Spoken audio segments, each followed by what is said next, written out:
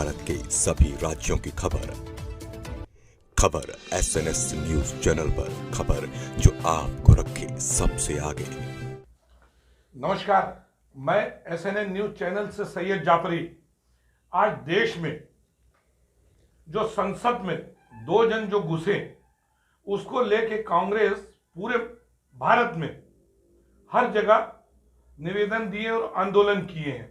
और SNN news channel से खुद कांग्रेस के जिला अध्यक्ष भंडारा जिला मोहन पंजवाई, मोहन जी,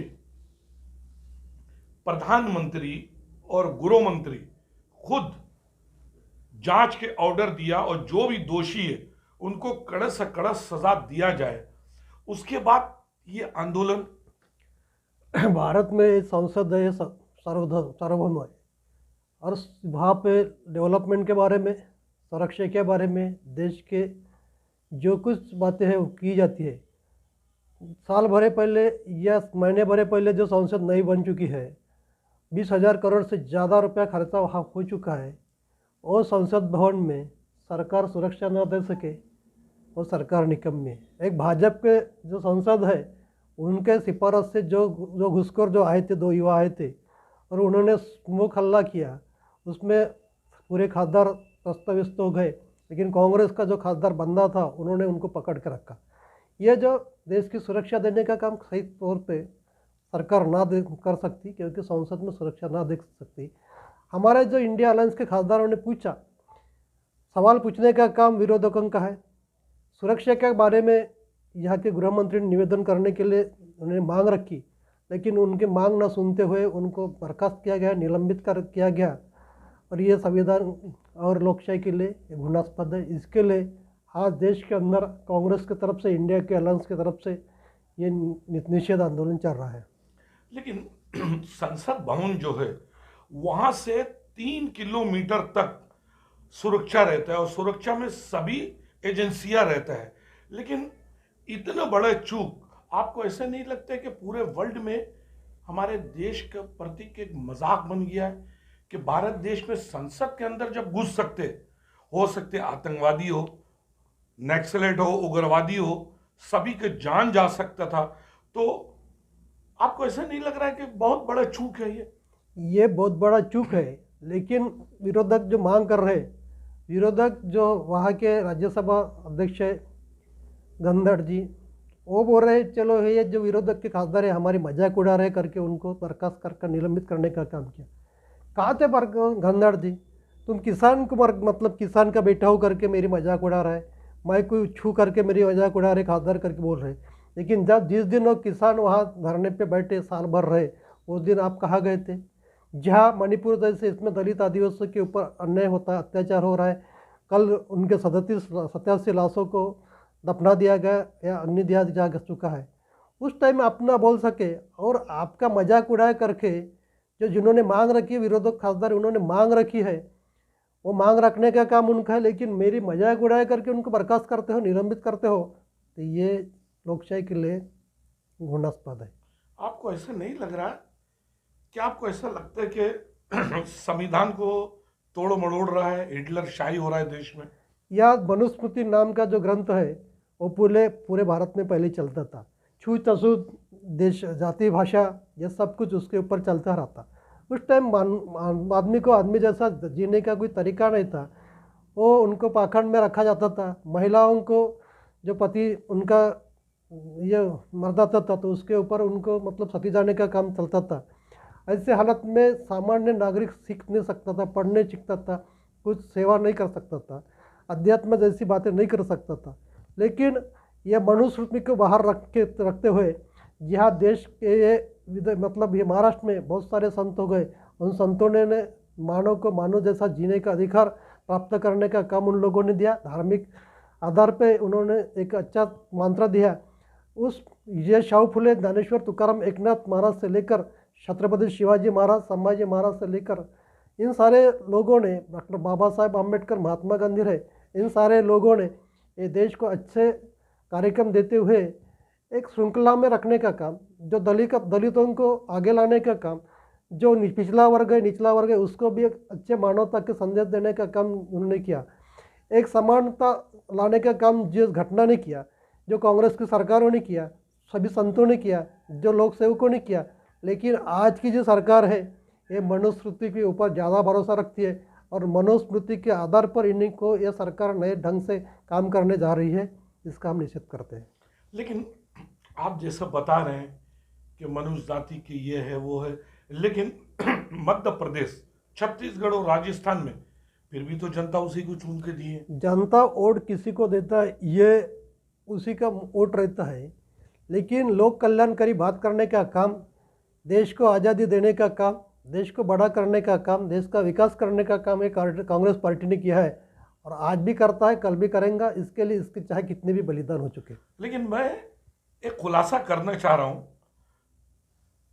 आपके तेलंगाना, कर्नाटक या कहीं पर भी आपकी जब कांग्रेस की सरकार आता है या आपके इंडिया अलायंस का सरकार आता है तो वहां तक ईवीएम अच्छा रहता है, और जहां इंडिया गठबंधन के लोग हारते हैं तो वहां ईवीएम खराब होते हैं। ये भी आवाज उठता है, कांग्रेस ही उठाता है। कांग्रेस कभी ईवीएम के बारे में आवाज़ नहीं उठा रही है, यह जनता की आवाज़ है। हम लोग बोलते इलेक्ट्रॉनिक्स मीडिया का प्रचार और प्रसार हमने किया, इलेक्ट्रॉनिक वस्तुओं का भी प्रचार हमने किया। जो राजीव गांधी ने यहाँ पे मोबाइल रहे या टीवी रहे लाने का काम किया, इस माध्यम से दूरसंचार व्यवस्था, टेलीविज़न व्यवस्था देश में आ गई। छोटी छोटी चीज़ें समाज को मतलब देखने को मिल रहे, समझने को मिल रहे, पढ़ने को मिल रहे, मोबाइल के माध्यम से देखने को मिल रहे। इस इलेक्ट्रॉनिक का प्रचार और प्रसार करने वाले हम लोग हैं, चाहे कंप्यूटर रहे। इस माध्यम से जो व्यवहार है, चाहे मनी ट्रांसपेरेंसी रहे या और सारे बातें हैं, जल्दी जल्दी हो रही है। इसके लिए हम ये नहीं बोलते कि ईवीएम से माध्यम से हो चुका है या कैसे हो सकता है।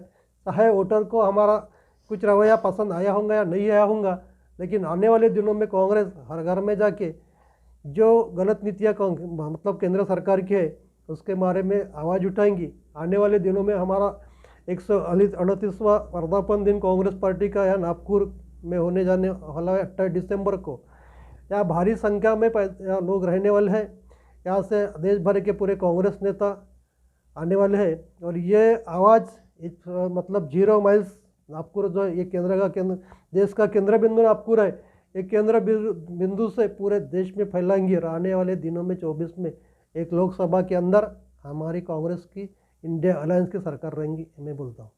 लेकिन महाराष्ट्र में खास करके विदर्भ में बिना मौसम के जब बारिश हुआ तो किसानों को हाल एसएनएन न्यूज चैनल का टीम, और खास करके आप भंडारा जिला पकड़ लीजिए जहां आप जिला अध्यक्ष हो कांग्रेस का, मैंने हर गांव, हर गली, हर कूचे में मैंने किसान के इंटरव्यू लिया और मैं खुद असेंबली में जाके उन नेता लोग के इंटरव्यू लेके किसानों का आवाज उठाया कि कितना नुकसान हुआ, क्या हुआ, कितने किसान मरे हैं। भारत में सबसे ज्यादा किसान विदर्भ में मरे हैं। लेकिन उसके लिए कांग्रेस आगे आता है, बोलता है, लेकिन फिर आवाज दब जाते हैं। कहीं कुछ बड़ा नेता के इशारे से दबता है या ईडी सीबीआई के इशारे से दबता है? देखिए, ये महाविकास आघाड़ी की सरकार या कांग्रेस की सरकारें जब रही तो इन्होंने लोगों को सेवा देने का, राहत देने का काम किया। पिछले बार जब कोरोना की थी उस टाइम में भी महाविकास आघाड़ी कांग्रेस की सरकार में थे, उस टाइम भंडारा जिले में बहुत सारी सुविधा देने का काम किया। 2 साल 20 में 21 में बहुत बड़े बड़े बाढ़ आए। ऐसे हालत में भी लोगों को जो अच्छी राशि देने के बाद में भी जब ऐसी आपातकालीन परिस्थिति आई जहाँ बारिश आई बेमौसम, इससे कोई वादळ मतलब चक्रवादळ है उससे भी कुछ कहा गारपीट हुई, उसको भी मुआवजा देने का काम, मदद देने का काम कांग्रेस के हम लोगों ने किया। इस साल तो जब से ये लोग आए हैं तिगड़ी लोग, तो उनको जनता से कुछ लेना देना नहीं है। या सरकार अपना दारी या नाम कार्यक्रम लेके करोड़ों रुपया का चूना लगाने का काम यहाँ के सरकार ने किया, जो प्रशासन का के माध्यम से किया गया है। इतना ही सारा पैसा यदि हमारे किसानों को देती तो बहुत सारे लोगों को एक मुआवजा मिलता, समस्या दूर होती थी। लेकिन आप ही का भंडारा जिले में मैंने महाराष्ट्र प्रदेश कांग्रेस अध्यक्ष नाना पटोले का भी इंटरव्यू लिया। एक बच्ची के साथ बेताड़ा में बहुत ज्यादती होता है और वो बच्ची 9 दिन भर्ती रहता है। और मैं नाना पटोले की इंटरव्यू लिया, नाना पटोले बोला मैं हॉस्पिटल जाऊंगा, उनको न्याय दिलाऊंगा, लेकिन नाना पटोले हॉस्पिटल गया नहीं। दूसरा, वही बेताड़ा में, वही तुमसर में, वही पौनी में खुले आम एसएनए न्यूज चैनल जो भी इंटरव्यू ले रहा है और आपको बोल रहा है हमारे पास पुख्ता सबूत है, 400 करोड़ का रेती तस्करी इस सरकार में हुआ है, लेकिन एसएनए न्यूज चैनल कंटिन्यू लगा रहा है पौनी से लेकर तुमसर से लेकर सब जगह। लेकिन कांग्रेस के जिला अध्यक्ष और नाना पटोले आगे क्यों नहीं आके बोलते कहीं रेती तस्करी में कुछ ऊपर की दबाव है आप लोग को? हमारे दबाव का कोई सवाल नहीं आता। यह जो डेवलपमेंट करना है, लोगों को मकान बनाना है, इसके लिए रेत की ज़रूरत है। लोगों को रोजगार उसी माध्यम से मिलता है। मकान बनाएंगे तो लोगों को रोजगार मिलेगा। लेकिन ये सरकार जो पॉलिसी है, अच्छी पॉलिसी चल रही थी रेती घाट लिलाव की, लेकिन पिछले बार इन सरकार ने डेपो की पॉलिसी रखी, उसमें वो फेल हो गए। अभी तक रेती का लिलाव नहीं कर सके। और इस माध्यम से क्या है, रेती का लिलाव पिछले बार हो चुका था, कुछ दिन चला, अभी और लिलाव निकालने को होना था, नहीं निकाल सके। हमारी एक ही मांग है, पहले भी थी आज भी मांग है, सरकार ने जल्दी से जल्दी रेती डेपो या रेती का लिलाव घाट के लिलाव करके लोगों को लीगल माध्यम से रेती देने को होना, ये हमारी मांग है। लेकिन रेती तस्करी जो हो रहा है वो कब बंद होगा? नहीं, ये हमने मीडिया की जिम्मेदारी है न्यूज लगाना। देखो, यहाँ पे कुछ बड़े अफसर यहाँ पे आए थे पहले, इन लोगों ने खुद को बहुत अच्छा साबित करने का बताया, लेकिन उनके सामने अब जो हो रहा है, अब वो आग बंद करके क्यों बैठे, ये मेरे को मतलब समझ में नहीं आ रहा है। एसएनए न्यूज चैनल सूत्रों के अनुसार पता चला है, एसएनए न्यूज चैनल को जो जिला कलेक्टर जो ऑनेस्ट है और एक अच्छा है, उसको भी हटाने का प्रयास हो रहा है। देखो, अच्छे ऑफिसर किसी को चलते नहीं। यहाँ जो सरकार चलाने वाले या सरकार में जो लोग हैं, वो पूरे ठेकेदार और सरकारी मतलब टेंडर भरने वाले लोग हैं। ठेकेदार है, रेत से वो पैसे कमाते होंगे या कुछ गलत माध्यम से पैसे कमाते होंगे। और जो पॉलिसियाँ है इनकी डेवलपमेंट के नाम से लोगों को परास्त करने की, त्रास देने की, रास्ते खराब है। जो नीलज पौड़ी कारदा का रोड का काम 5 सालों से चालू है, अभी तक उसका ख़त्म नहीं हो सका है, लोग मर रहे वहाँ पे। जो पौनी भंडारा शहर हो गया, वो पूरा खोद के रखा गया है। 2-4 सालों से यहाँ के जो एमएलए है, उन्होंने कुछ काम नहीं किया। अभी चुनाव का वक्त आ करके सिर्फ भूमि पूजन करके रखा है।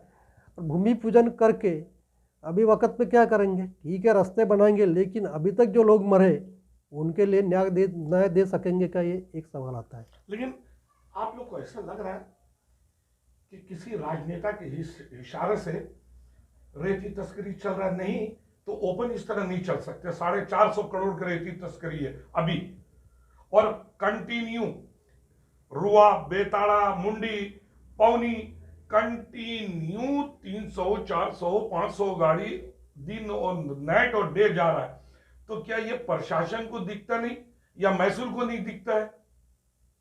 देखो, अभी हमारे जिला अध्यक्ष साहब ने बताया है कि इसके पहले जो महाराष्ट्र शासन ने रेती घाट का लिलाव करने का निर्णय लिया था, वो एकदम उचित निर्णय था। महाविकास आघाड़ी के समय जो निर्णय लिया गया था कि रेती घाट का लिलाव करके जो अधिकृत रेती है वो लोगों को मिलना चाहिए। जो आज घर बांध रहे हैं, रास्ते बना रहे हैं, विकास के काम हो रहे हैं, लेकिन मिल कहाँ रहा है? तो वो जो अभी जो सरकार आई है, तिकड़म सरकार, वो तिकड़म सरकार ने वो जो लिलाव है वो ठेकेदारी पद्धति रद्द कर दी है ना। तो उसके वजह से लोगों को यदि रेती चाहिए तो वो फिर चोरी करके रेती लेगा ना। लेकिन नेताओं का जो पक्ष में जो लोग हैं वही लोग टीए चला रहे हैं चोरी का। और मैंने न्यूज चलाया पौनी से लेकर रुआ बेताड़ा तक, लेकिन कांग्रेस आगे नहीं आता है। और यही महाविकास आघाड़ी की सरकार था, मैंने न्यूज लगाता था तो बीजेपी कंटिन्यू आ जाता था रेती तस्करी में। तो कांग्रेस क्यों नहीं आगे आता? कौन सा डर है आप लोग को? हमें कोई डर नहीं है। हमें डेवलपमेंट के बारे में सोच है, जो लोगों को रोजगार मिले, यहाँ का डेवलपमेंट हो चुके। सरकार की पॉलिसी ऐसी है, देखिए आप एस्टीमेट में जो रेती का रॉयल्टी का वो प्रोविजन रहती है। रेती का रॉयल्टी का पास ना दे सके तो एस्टीमेट से पूरे पैसे कटते हो, मतलब ठेकेदार का बिल कटता है, बिल में से पैसे कटते। इनडायरेक्टली सरकारी कामों में जो रेती जा रही है उसका सरकार को भुगतना मतलब मिल रहा है। जो खाजगी काम है, जो लोग मकान बना रहे हैं, घरकुल बना रहे हैं, इसके लिए जो रेती जा रहे हैं ये रेती चोरी के माध्यम से जा रहे हैं, और इसमें जो सत्ताधीश लोग हैं उनका ही हाथ है, ये हम समझते हैं। लेकिन मैं कंटिन्यू न्यूज चला रहा हूं, शायद बहुत से राजनेताओं का नाम भी मैं लेके चलाया हूं, और अभी भी उन लोग को जो पार्टी में लोग हैं वही लोग रेती तस्करी कर रहा है, और उसमें बिना महसूल और पुलिस का मिली भगत से ये हो नहीं सकता है। और मैं जब सच्चाई लगाता हूं तो मुझे फंसाने की कोशिश करता है, मैं सच्चाई लगाते रहूंगा, मुझे तिहाड़ जेल भेजिए ना, मीडिया का आवाज क्यों दबाओगे? मैंने यही बोला ना, जो अधिकारी लोग यहाँ आके कुछ दिन उन्होंने सफ़ेद मनाने का काम किया था, मैं बहुत अच्छे आदमी हूँ, और जिस दिन अच्छे कुछ लोगों को घर मकान बनाने के लिए भी रेत नहीं मिल रही थी, आज उनके आँख क्यों बंद हो गए, कौन सा दबाव है, और ऐसे अधिकारी क्यों सोए हुए हैं, इनके ऊपर भी कुछ जांच होने को होना है। जांच होने को होना है, ये आपकी मांग है, और आने वाला समय आप आगे उतरेंगे। अब डेवलपमेंट के बारे में पॉजिटिव सोच रखते हैं, अधिकारी लोगों ने जल्द से जल्द इसका टेंडर निकाल के ये घाट लिलाव करने को होना, हमारी एक ही मांग है, जो लोगों के सही ढंग से रेत मिल सके। आपके पौनी में ही मैंने न्यूज कवर किया, और दोनों बार, कल भी वहां के एसडीएम के ही आदेश से मैंने जब फोन किया तो वहां कम से कम 10-15 गाड़ी रेती जब्त किया, इससे पहले भी रेती जब्त किया, मैं तो कंटिन्यू न्यूज लगा रहा हूं। लेकिन और भी जो लोग हैं उन लोग आगे आते नहीं है, और भंडारा जिले में आज के डेट में मैंने कभी नहीं देखा किसी भी सरकार में कि एक साल में 450 करोड़ का रेती तस्करी हो, और खुले आम रेती तस्करी।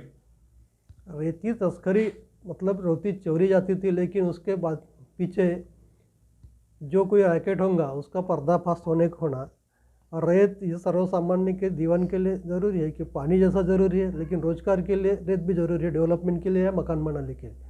हमारी यही बोलना है, यहाँ के नेता लोग खुद को बता रहे हैं डेवलपमेंट के नाम से अपने बहुत बड़े बड़े बैनर लगा रहे हैं, अपने कुछ किताबें छाप रहे हैं, लेकिन चोरी कर रहे हैं उनके लिए भी कुछ धंधा देने का काम इन लोगों ने करने को होना, जल्दी जल्दी टेंडर निकाल के रेती घाट लिलाव करने को होना। मैं महाराष्ट्र के मुख्यमंत्री और देश के प्रधानमंत्री को अपने चैनल के द्वारा एक बात बताना चाह रहा हूं। यही प्रधानमंत्री और मुख्यमंत्री बोलता है, न खाएंगे न खाने देंगे। आप ही के सरकार में भंडारा जिले से लेकर चंद्रपुर जिले तक लूट मचा हुआ रेती तस्करी, करोड़ों अरबों रुपए का महसूल के घाटा, और किसान मर रहा है, आम जनता को रोजगार नहीं है, एजुकेशन नहीं मिल रहा है। लेकिन रेती तस्करी बिना राजनेता के इशारे से ये नहीं चल सकता है। कौन राजनेता है, कौन कौन बड़ा अधिकारी है महसूल और पुलिस प्रशासन का, मैं प्रधानमंत्री से अपने चैनल के द्वारा बोलना चाहता हूं। आप ही बोलते हैं न खाएंगे न खाने देंगे, तो उन लोग को जेल भिजवाइए, जांच बैठाइए, और एसएनएन न्यूज चैनल बहुत जल्द खुलासा करेगा रुआ, बेताड़ा और मुंडी में और पौनी में किस राजनेता के इशारे से, और कौन सरपंच और कौन मेंबर और कौन उसका पार्टी में रहकर रेती तस्करी कर रहा है, उसका भी हम खुलासा करेंगे।